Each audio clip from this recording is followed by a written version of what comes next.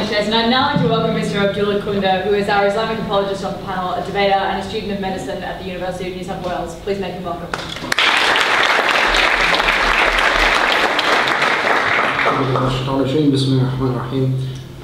Thank you all for your attendance today, and I wish peace upon you all and upon my fellow panelists. I won't be quoting Nietzsche, I won't be picking on Travis, but I may accidentally call you Tony a few times, Eleanor. So I must admit, when I was sort of posed with a question a few weeks ago, I think it was the first time I read the question, the place of God in the 21st century, I thought, well, that kind of strikes me as a presupposition. It's assuming that his place is different to what it has always been. I don't think that that's the case. I think that the place for God or of God in the 21st century is the same one that it's been throughout human history. Ultimately, he is giving us meaning. We all live in a particular system. The meaning of the system must always exist externally from it. If I can take an analogy from Chief Rabbi of the Commonwealth, Rabbi Jonathan Sachs, where he says we could use an example as simple as a credit card transaction. And if you imagine a Martian coming and watching a credit card transaction take place, you walk into Kmart and get some clothes for yourself, and the Martian recognises perhaps that these clothes have some value, considered value. And then you swipe a plastic card in a machine, or now you even pay pass. I've shown how old I am. I'm not saying pay pass first. And then you walk away with the goods and no one complains. And so the Martian perhaps would be wondering, well, what exactly is happening here? And indeed, in order to clue the Martian into what is happening, we have to explain it outside of the particular system of the transaction. The meaning of the system must come from outside of the system. And so that leaves us with the universe with ultimately only two choices, and indeed Jason has alluded to one of them. One is that the universe is meaningless, and indeed this is the point of view obviously put forward by many an individual prominent today, or that the universe has meaning. Strident atheists included. And if the universe is to have meaning, well, as I said, ultimately that meaning must come from outside the system. So, and yes, I'm happy to say that I believe that that meaning is with God Almighty. Now, I guess the next questions that you would probably ask me is, well, how do we relate to this God? How do I know that he's not just your imaginary friend in the sky? And then also, how do we relate to the evil in particular that we know occurred in the 20th century? Well, the answer to the first question, I'd say, is quite simple. We relate to God, again, as we always have, and as Muslims we share the patriarchal traditions that are contained within the Judeo-Christian scriptures, more or less. And this relationship with God has occurred in three ways: through creation, revelation, and redemption. Okay, we recognise the reality of God through the creation, through ourselves. We get to speak to him through revelation, which, unlike my esteemed colleague over here, I don't believe is just stories collected or not revealed directly from God. I think that if God's going to speak to us, of course, there's going to be some ambiguities, because we can never truly encapsulate God in words that we understand. But if he's going to speak to us, he needs to speak to us in words that we understand. So creation, revelation, and then redemption. When I see an individual on the street who's holding up a sign, I know he's certainly not accessing Centrelink help because they're homeless. I'm hopefully redeeming myself by assisting them, and then also feeling that tranquility that comes directly from God. In terms of the bad stuff that happens, why would this wonderful God that gives us this meaning allow bad things to happen? Well, there's an interesting statement from God related to us through the Prophet Muhammad, peace be upon him, which is that I am as the human being expects me, or I am as the human being finds me. So if you ultimately have a view that the universe is meaningless and that life is really, really bad, did I go over 5 minutes? No. Then that's what you're going to find. If you have a view that there's something more important that creates us, that gives us meaning, then that's what you're going to find.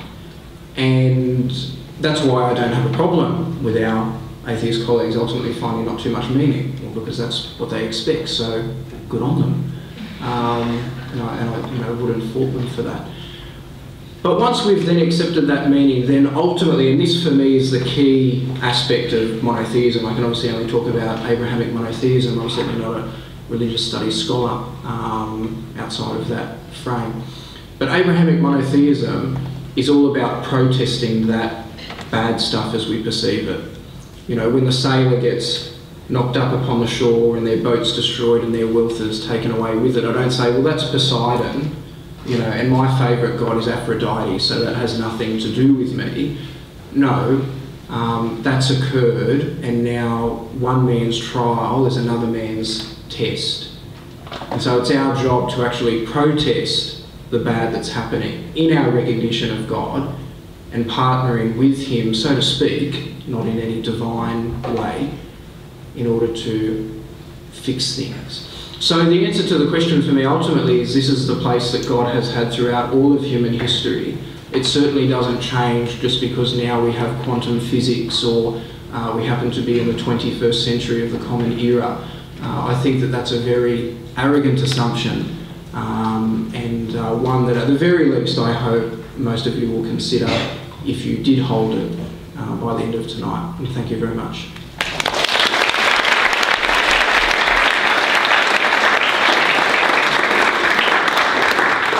The final panelist that I want to welcome is Mr. Travis McKenna. Travis asked specifically to not be described as a prominent atheist. So a non-prominent atheist, Travis, to finish the panel.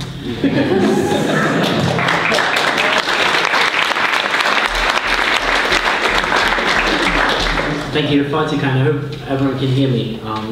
And thanks to Jason for what are the most fighting of words that I've ever heard in a panel before. And I think my role here is slightly difficult, or slightly more nuanced in that there's, I suppose, a lot of different views being flung around. So I suppose I'll use my 5 minutes sparingly and attempt perhaps not to engage in a very multifaceted breakdown of what I see objective moral theory is as holding in terms of values, but I'll just try and address some of the points and I'll see where we get. I thought that Chris, to start with, brought up some really interesting points about the way that secularism acts as a kind of blanket on purely religious expression, and I definitely would agree with the paradigm that was being proposed. I think it was interesting that he put the pinpoint on this repression of purely religious expression in the 1700s, because I would actually wheel it back a lot further to the beginning of what you would call humanism and Renaissance, which is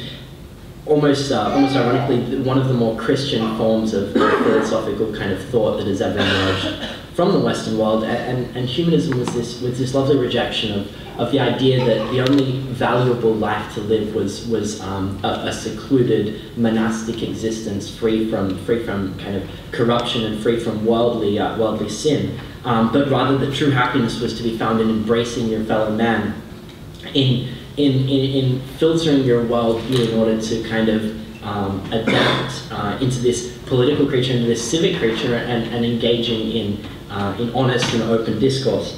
And I think that started what I see a lot of what exists in secularism today. And I found it was very interesting that he said it would be a sad world without God. And for me, obviously as an atheist, I don't find that the idea of God has any kind of otherworldly attraction. And I think an interesting example, if you'll allow me to kind of draw a parallel, is with the tales of the Iliad and the Odyssey. I'm a great admirer of the Old Testament. I think the Old Testament contains, and the New Testament contains within it, some of the most beautiful and poetic language, some of the most memorable incidences of human history, of Western civilization, and it's so canonical and so codified at the heart of what Western civilization is, that it's impossible to think of what we have today without it. That being said, this was once the case for the Iliad. I mean, the Western civilization rests upon what comes before, and the Bible is not the be-all and the end-all. And I think it's interesting that if you look at how the Iliad was once understood in Greek society, the Iliad was not ever written as a text. It was recorded over many generations of kind of orally passed on history, and it was recited by what we now kind of understand as kind of traveling troubadours who would kind of remember great swaths of this text and understand it in terms of formula and rhyme and meter. And their view was that they were recreating the past and history in front of our eyes.